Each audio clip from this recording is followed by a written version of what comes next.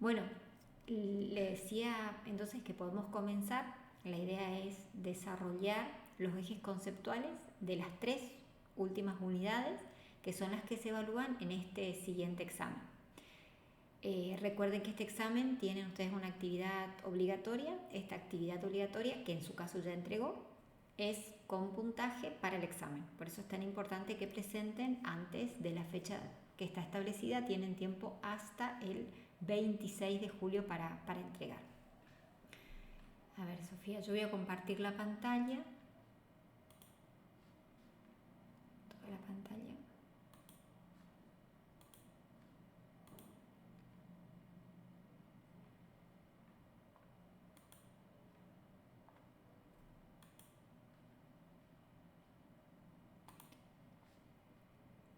Sofía, ¿usted ve mi pantalla?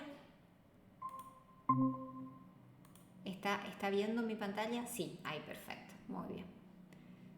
Bueno, ahí escuché que alguien más se conectó. Bienvenido a quien se haya conectado. Estamos comenzando con la clase. Bueno, voy a ampliar acá.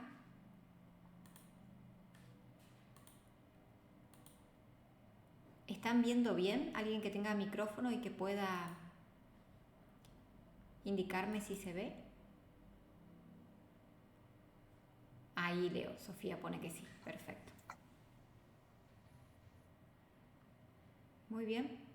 Bueno, les decía entonces, para los que se están conectando, que vamos a recorrer los ejes conceptuales de las tres últimas unidades y la idea es, pues lo que hicimos al comienzo de la clase con su compañera Sofía, hacer con los que se vayan conectando ahora al final de la clase, si hay algún tipo de duda puntual sobre los contenidos o especialmente en relación a la actividad obligatoria que tienen que entregar, que recuerden que tiene puntaje para el examen. En relación a lo que son los contenidos, en la unidad número 4 hablamos de lo que es derechos y actividades turísticas. Y esto es importante que ustedes observen la lista que encuentran en el material relacionado con cuáles son las actividades que se consideran turísticas. Ustedes van a encontrar actividades que están vinculadas directamente e indirectamente con el turismo. Recordemos que legislación, lo que estudiábamos en las primeras unidades de esta materia, decíamos que la legislación turística es altamente abarcativa, holística y compleja. ¿Por qué mencionamos como compleja a la legislación turística? Porque no existe un derecho turístico como tal, sino que lo que vamos a observar es que el turismo se relaciona con diferentes ramas del derecho de acuerdo al tipo de actividad turística o a la situación que se presente relacionada con la actividad. Por eso es tan importante que el día de mañana ustedes, de acuerdo al tipo de actividad que decidan emprender o trabajar, que ustedes identifiquen cuál es el marco normativo que regula la actividad. Independientemente de que van a tener normativas específicas, eso está claro. Por ejemplo, la Ley Nacional de Hotelería, la Ley Nacional de Turismo Estudiantil, pero tenemos otros marcos normativos que indirectamente regulan otras actividades que sí se relacionan directamente con la actividad turística. Entendiendo esto o recuperando un poco esta parte de las primeras unidades, estamos en condiciones de identificar las actividades. Esto que se transcriben en esta diapositiva algunos ejemplos, ustedes en el material encuentran una lista muy larga de actividades directas e indirectas vinculadas con el turismo. ¿Dónde está establecido esto? Establece lo que se conoce o se conocía hasta principios de este año como la OMT, la Organización Mundial de Turismo. Actualmente, a partir de este año, se pasó a denominar ONU Turismo. Ustedes recuerden que la Organización Mundial de Turismo es un organismo.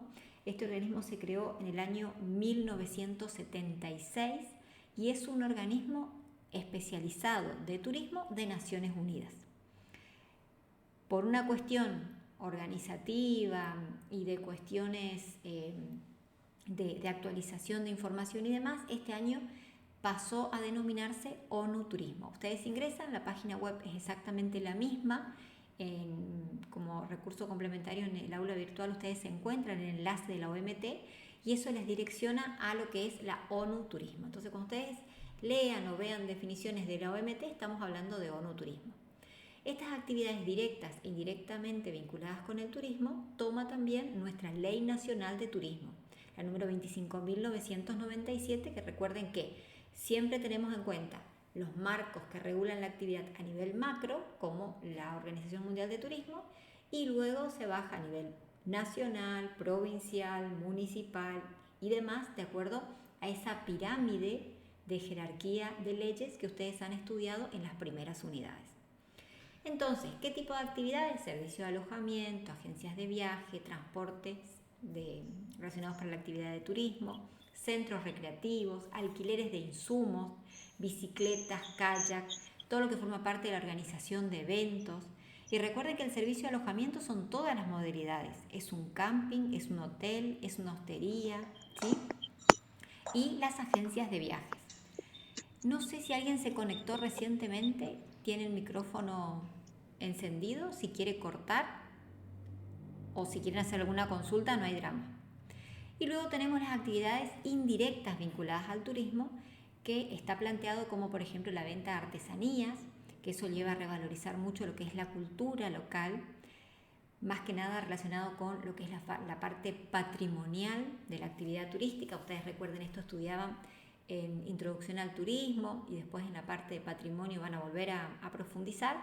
Actividades indirectas relacionadas con la gastronomía y servicios de salones de baile, discotecas y todo otro servicio que se encuentra en la ciudad que sea susceptible del uso turístico.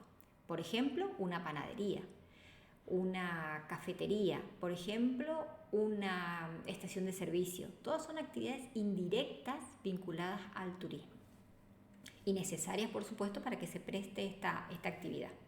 Entonces, ¿qué tipo de marco normativo venimos trabajando en la materia que lleva adelante la regulación básica de la actividad turística? Encontramos muchas, y como decíamos al comienzo de la clase, es tan compleja la relación del turismo con diferentes actividades que el día de mañana, cuando ustedes emprendan su actividad turística, van a tener que investigar qué marco normativo regula la actividad que ustedes decidan emprender. A nivel general, vamos a trabajar con la Ley Nacional de Turismo Accesible, la número 25.643. No hay demasiada necesidad que para el examen ustedes se memoricen los números de leyes, ni artículos, ni nada por el estilo, porque ustedes las leyes, o todo lo que sean decretos y demás, forman parte del marco normativo que el día de mañana ustedes como profesionales de la actividad turística, lo importante es que sepan que existen estas normas e ir a buscar y trabajar con esa ley y con esa o ley o artículo, decreto, lo que sea. Entonces, en esta ley de turismo accesible sí es importante que ustedes conozcan, es decir, es sumamente importante que un técnico superior en turismo no puede desconocer que las actividades de turismo tienen que ser del tipo accesible. ¿Qué quiere decir accesible?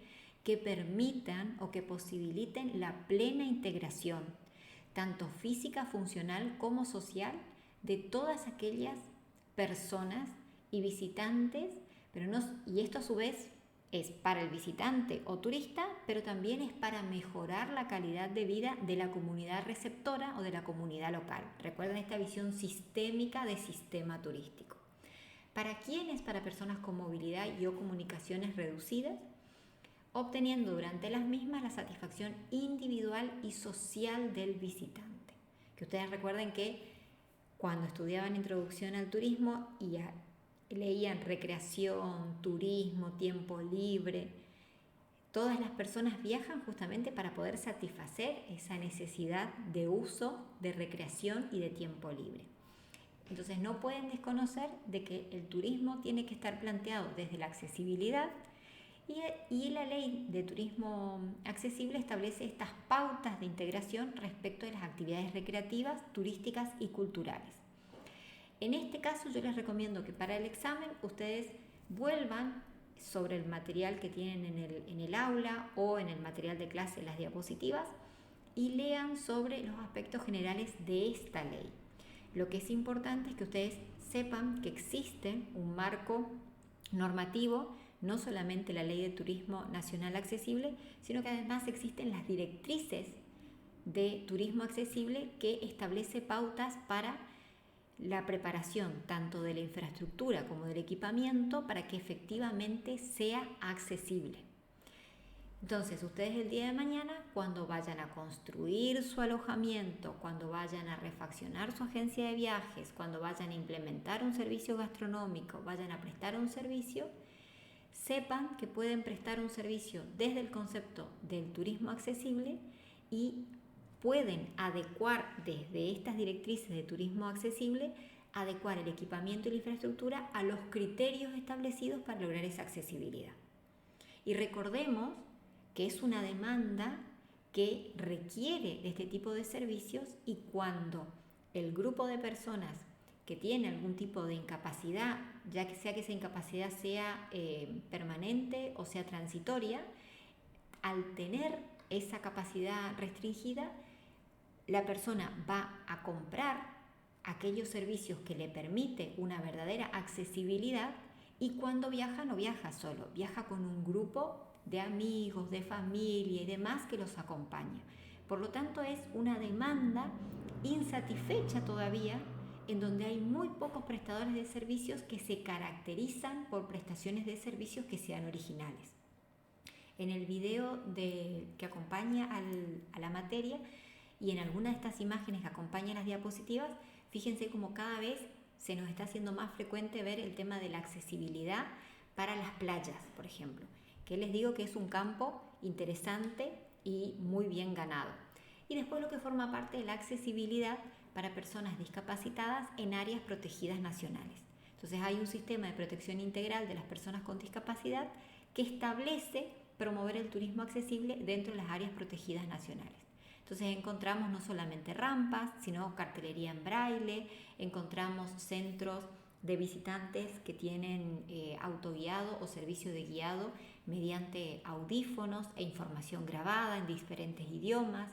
Entonces, esto es importante también que tengan en cuenta que el turismo accesible se trabaja en las áreas protegidas nacionales de nuestro país, o se incluye en las áreas protegidas de nuestro país, reglamentado por la Administración o la Ley de Parques Nacionales. En la unidad número 4 hace referencia al contrato de viaje, que es lo que justamente con su compañera Sofía estábamos hablando. Muchos han entregado ya ejemplos de contrato de viajes. Hay una actividad propuesta en la unidad número 4. Esta actividad, recuerden que es una actividad de aplicación. Entonces, todo lo que ustedes leen sobre cuáles son los elementos que debe contener un contrato de viaje, la idea es que ustedes busquen, hagan una búsqueda en internet sobre un modelo de contrato de viaje, que compartan y que ese contrato de viaje tenga efectivamente todas aquellas partes o datos que debe incluir. Entendemos un contrato como aquel acto jurídico mediante el cual dos o más partes manifiestan su consentimiento. Ese consentimiento va a establecer, por otro lado, la obligación de ambas partes. Por eso más adelante, cuando no trabajamos solamente contrato de viaje, sino también se trabaja el contrato de hospedaje, en ese caso hay un acto jurídico en donde las dos partes van a manifestar su consentimiento. ¿Quiénes son las dos partes dentro del contrato de hospedaje? Pensemos un poquito dentro del contrato de hospedaje. ¿A quiénes encontramos? A dos actores fundamentales. El huésped por un lado y el hotelero por el otro lado, ¿sí? Pero fíjense que regulan todo lo que tiene que ver con contrato de viajes, tanto la Ley Nacional de Turismo, la Ley Nacional de Turismo Estudiantil para lo que sean contratos de viaje de turismo estudiantil, la Ley Nacional de Hotelería, el ejemplo que recientemente les mencionaba, y por supuesto el Código Civil y Comercial de la Nación. Ustedes recuerden que el contrato de viaje pueden quedarse con ese concepto que está marcado y resaltado en color rojo, y forma parte de un efecto vinculante en donde siempre ambas partes firmantes establecen su consentimiento y por otro lado establece también la obligatoriedad de cumplir el mismo. En este caso, aquí tienen los datos o la exigencia mínima de qué datos debemos incluir en el contrato de viaje. Y ahí está justamente un ejemplo, como el que la idea es que ustedes busquen y suban en el espacio donde está planteada la actividad: especificación de los servicios, fecha de prestación, precio y condiciones de pagos, los plazos establecidos y todo tipo de obligación y responsabilidad que asuman las agencias de viajes, en este caso, porque la consigna está planteada como un contrato de viaje, o en el caso que fuese un contrato de la prestación de un servicio independiente o de un contrato de hospedaje, bueno, vamos a tener que tener las obligaciones y responsabilidades debidamente señaladas que asume en este caso el hotelero y el huésped. Algo que sí es importante, muchos de los modelos de contrato que han enviado, por ejemplo, sin precio. Y recuerden que el contrato de viaje tiene que tener un precio establecido.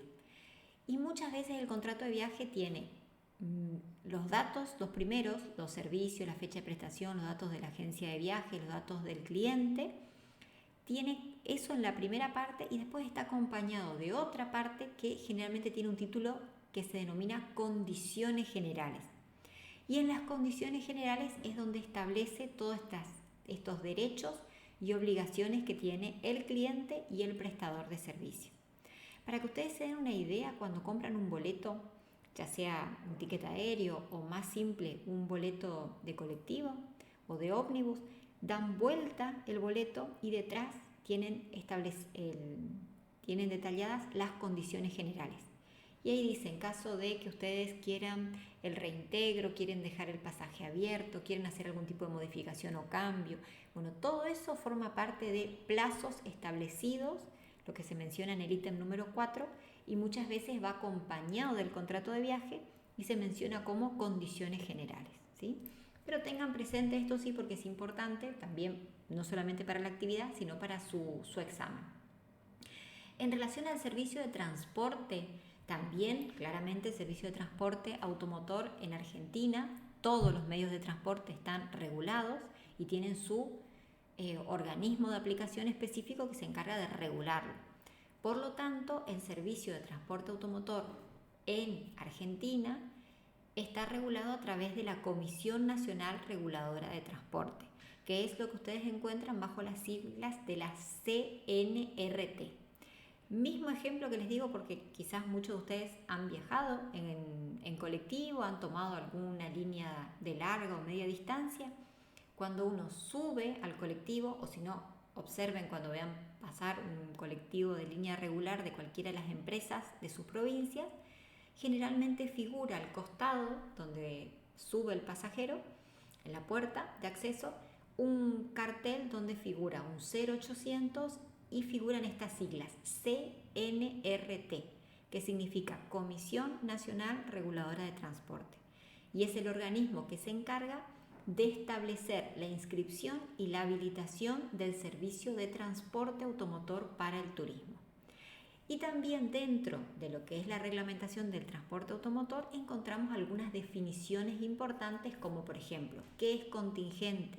Contingente es la nómina de personas que va a viajar efectivamente en ese viaje. Luego tenemos lista de pasajeros en donde tenemos no solamente la nómina con los nombres, sino tenemos apellido, DNI, fecha de nacimiento y por supuesto siempre encontramos, así como tenemos contrato de viaje, contrato de hospedaje, tenemos contrato de transporte. Esto que acompaña en esta diapositiva es lo que anteriormente les mencionaba. La Comisión Nacional Reguladora de Transporte es la que se encarga de la protección del usuario, de todos aquellos servicios turísticos y donde el día de mañana ustedes tienen una unidad para hacer transporte porque quieren hacer transfers. Recuerden que los transfers son traslados generalmente desde una terminal o desde un aeropuerto o desde un puerto hasta el alojamiento y luego del alojamiento hasta una terminal. Son tramos más bien pequeños. Entonces ustedes el día de mañana pueden querer dedicarse a la parte de transporte y tener una empresa de transfer para trasladar pasajeros desde el aeropuerto a los hoteles. O desean comprar, hacen una sociedad y tienen una empresa para brindar servicio de minibús o tienen una empresa de colectivo. Bueno, sepan que además de las habilitaciones que están establecidas para el transporte, tienen que contar con un registro nacional para poder operar dentro de la categoría de transporte turístico. Y a partir de ahí, bueno, va a depender obviamente el tipo de unidad que ustedes el día de mañana hipotéticamente operan, cuáles son las condiciones, pero no pueden desconocer que toda unidad dedicada al turismo tiene que estar debidamente habilitada por la Comisión Nacional Reguladora de Transporte. Por otro lado, además del transporte automotor, la Comisión Nacional Reguladora de Transporte también regula lo que es el transporte ferroviario, y luego tenemos el Código Aeronáutico, que regula todo lo que forma parte de las aeronaves privadas y públicas, por ejemplo, para hacer también vuelos charters. Recuerden que cuando hablamos de transporte charter estamos hablando del transporte alquilado, que por ejemplo puede tomar un grupo para hacer un traslado, desde la provincia de Buenos Aires para venir en medio de los esteros de Iberá. Bueno, eso se hace generalmente con aeronaves privadas, que son transporte aerocomercial, pero de pequeño fuselaje, de pequeño tamaño, brindan empresas privadas y deben estar debidamente habilitadas. Y por supuesto que para cualquier tipo de actividad que se realice de transporte acuático, cuando decimos acuático recuerden que es tanto marítimo en mar, lacustre en lagos y fluvial en ríos. Cualquier tipo de actividad que se haga acuático debe estar debidamente habilitado por Prefectura Naval Argentina. A partir de la unidad número 5, trabajamos con lo que se denomina marco legal del turismo. Lo anteriormente que veníamos trabajando también claramente forma parte del marco normativo que regula la actividad, pero en este caso hace referencia a otros, como por ejemplo el Código Ético Mundial para el Turismo. Esto sí es importante que ustedes sepan y que tengan presente el Código Ético Mundial para el Turismo. Es una herramienta altamente importante para el día de mañana trabajar, ya que ustedes recuerden que se establecen 10 principios. Estos principios cubren tanto las dimensiones económica, social, cultural, medioambiental, y establece de alguna forma las directrices, o sea, los lineamientos para poder llevar una actividad turística que sea sustentable o sostenible, es decir, que no ponga en riesgo el recurso natural o el recurso cultural para las generaciones futuras. Por eso tengan presente este marco de referencia, y lo mismo lean ustedes para el examen algunos aspectos relacionados con el Código Ético Mundial para el Turismo. Sabemos que además del contrato de viaje, además del contrato de hospedaje, además del contrato del transporte, encontramos también el contrato de asistencia al viajero. Esto es importante saber que ustedes el día de mañana, cuando ofrezcan, tanto si ustedes deciden brindar paquetes turísticos ya organizados a través de una agencia de viajes, o si el día de mañana ustedes son prestadores de servicios y deciden brindar cualquier tipo de actividad, ya sea por ejemplo de turismo rural, de turismo aventura, de lo que ustedes necesiten o quieran, sepan que es importante trabajar con la asistencia al viajero.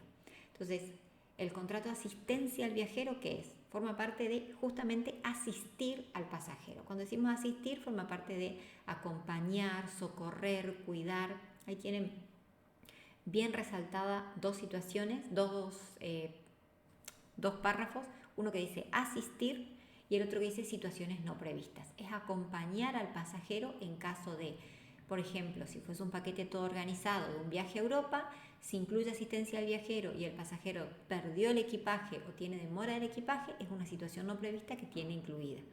Gastos por honorarios en caso de que necesite algún tipo de asistencia legal, porque el turista en determinado país cometió una infracción y no conocía sobre cuáles eran los aspectos legales, entonces cuenta con, por ejemplo, gastos por honorarios.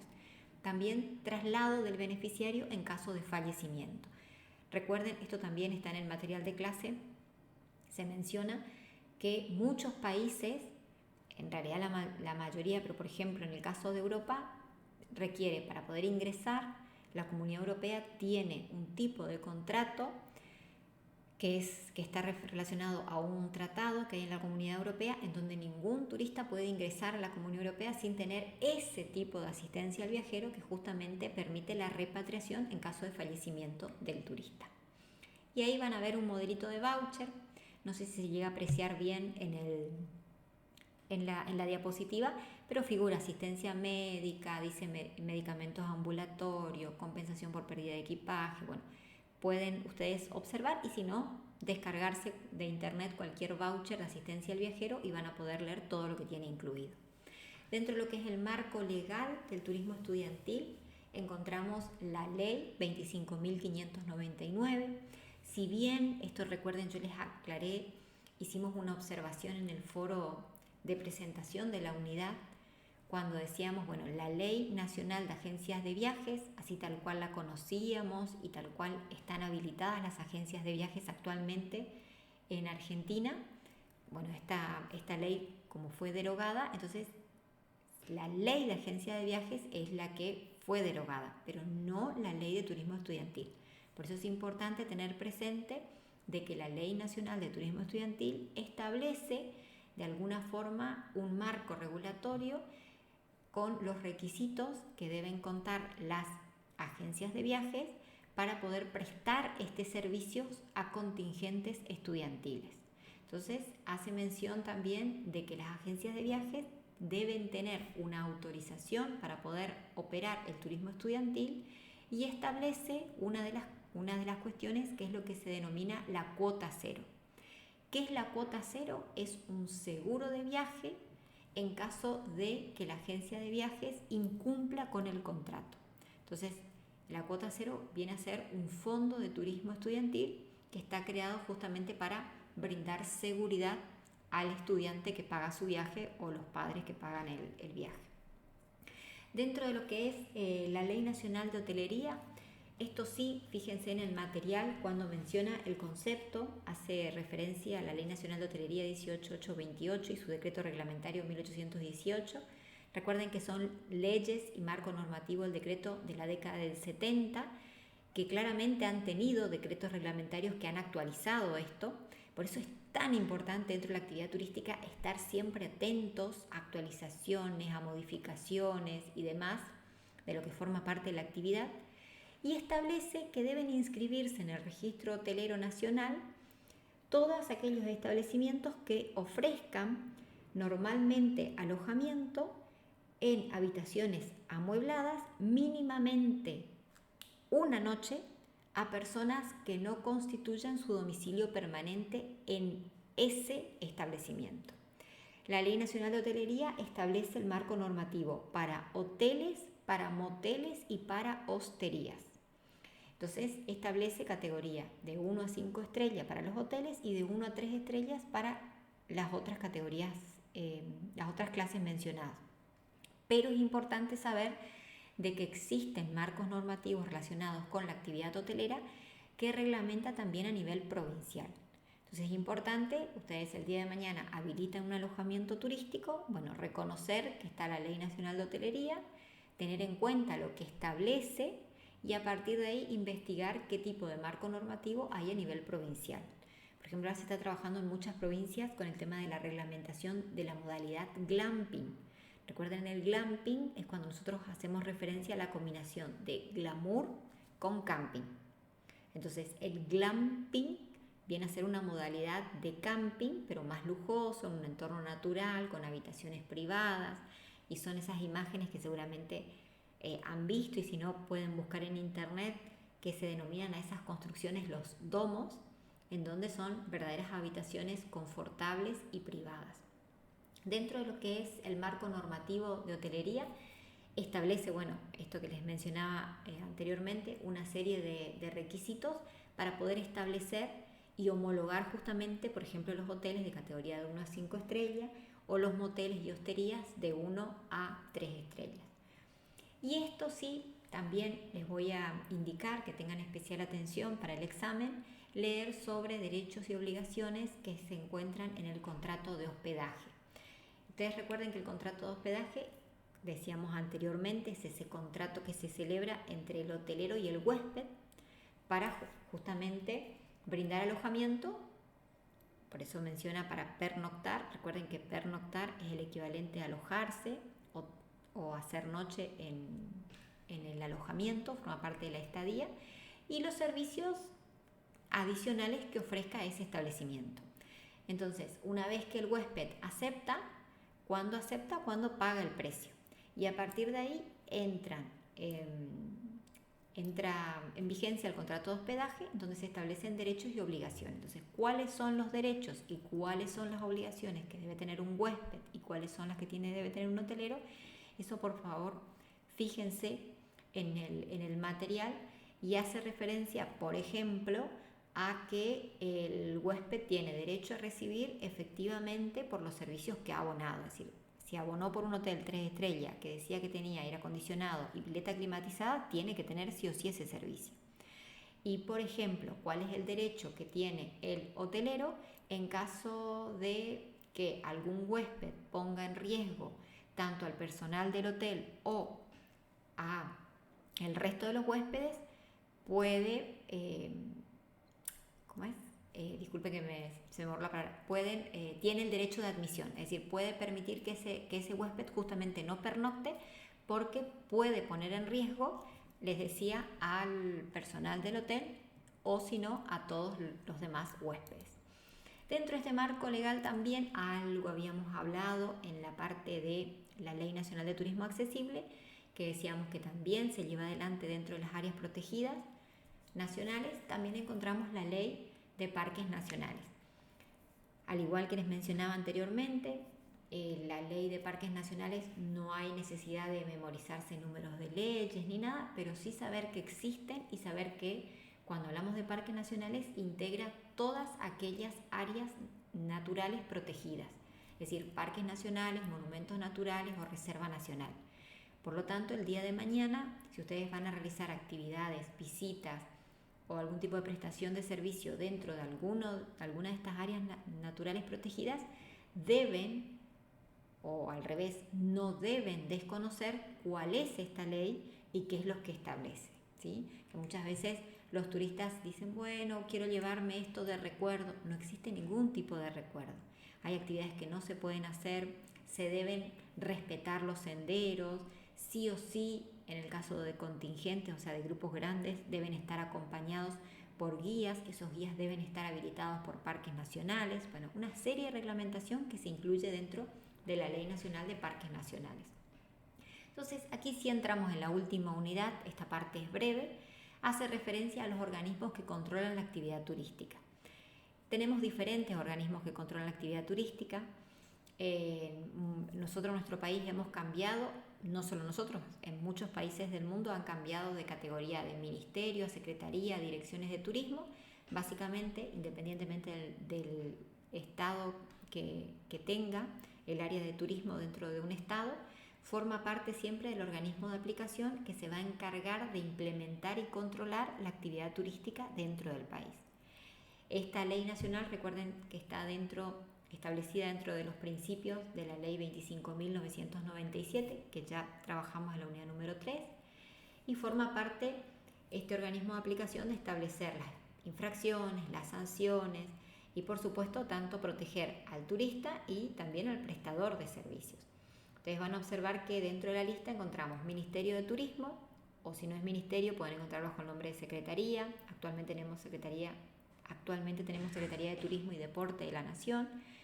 En sus localidades pueden identificar si tienen secretarías, si tienen direcciones de turismo, Consejo Federal de Turismo, la Administración de Parques Nacionales, justamente, disculpen, lo que recién mencionábamos sobre la aplicación de la Ley de Parques Nacionales relacionado con la actividad turística, la Cámara Argentina de Turismo y, por último, el órgano que regula la actividad turística a nivel internacional, que hablamos de la Organización Mundial de Turismo, que esto mencionábamos también en diapositivas anteriores, que hoy la encontramos bajo el nombre, a partir de este año, bajo el nombre de ONU Turismo, que es el organismo especializado desde el año 1976 de Naciones Unidas para establecer los lineamientos del turismo responsable y sustentable.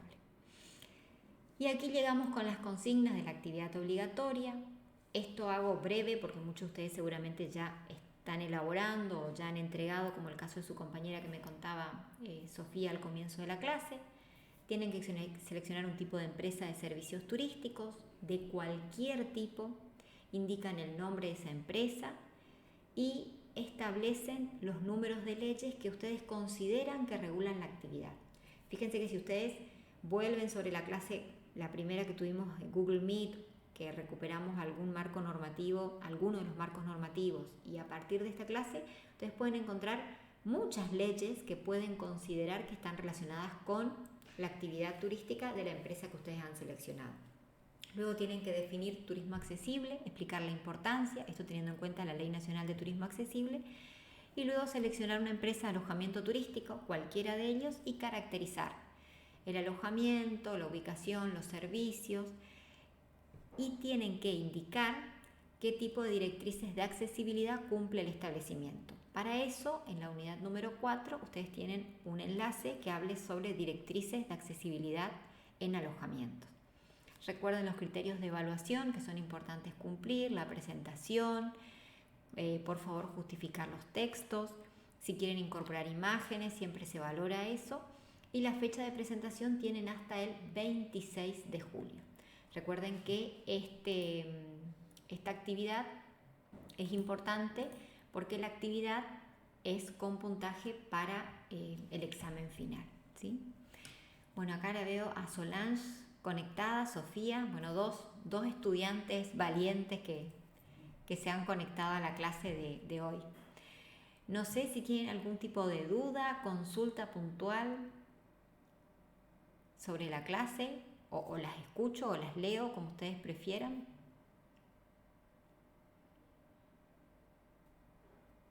Si se entendió, si hay alguna duda. Sí. Hola, Mari. Me quedó claro por ahora. Bueno, buenísimo, Solange, muchas gracias. ¿Comenzó a hacer la actividad obligatoria? Todavía no. Bien. Bueno, ahí tiene los lineamientos de lo que es la actividad, y bueno, si tienen cualquier duda, por favor escriban, porque recuerden que tienen hasta el 26 para poder entregar la actividad. Y la misma vale 2 puntos del examen. A ver ahí, Sofía, quedó clarísimo, muchas gracias. No, gracias a ustedes por contactarse. Es un poco extensa la materia, pero bueno, tengan presente nomás estos aspectos que por ahí les fui contando relacionados con temas que se van a evaluar o que se van a priorizar evaluar en el examen, ¿sí? Yo acá me anoté porque me iba a olvidar. Ustedes en el aula virtual tienen en la unidad número 4 les decía las directrices de accesibilidad, que algunos estuvieron consultando, donde podían buscar ese material para elaborar la consigna de la actividad, está en la unidad número 4. Y después ustedes encuentran algunos enlaces como el de la Comisión Nacional Reguladora de Transporte, el Código Ético Mundial de Turismo, el de Parques Nacionales, el de la Organización Mundial de Turismo. O sea que si tienen o si quieren profundizar en alguno de esos temas, pueden ingresar y van observando esos aspectos, ¿sí? Bueno, por mi parte, reitero el agradecimiento, Solange, Sofía, por conectarse, y bueno, quedo a disposición por cualquier consulta o duda que tengan sobre la materia antes del examen.